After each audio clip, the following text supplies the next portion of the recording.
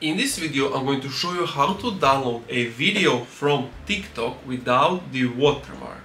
So what you want to do is first go to TikTok app and then find the video you want to download without the watermark. Click on the share button, which is the fourth icon on the bottom right. Then go here until you see more, because for some reason there is no option for copying the link. I mean, here it is, but sometimes it's not, so it's usually here under more. You copy the link, but we can copy it this way. Copy the link, then go to Google and type in download TikTok video without watermark, and I usually use Snaptik.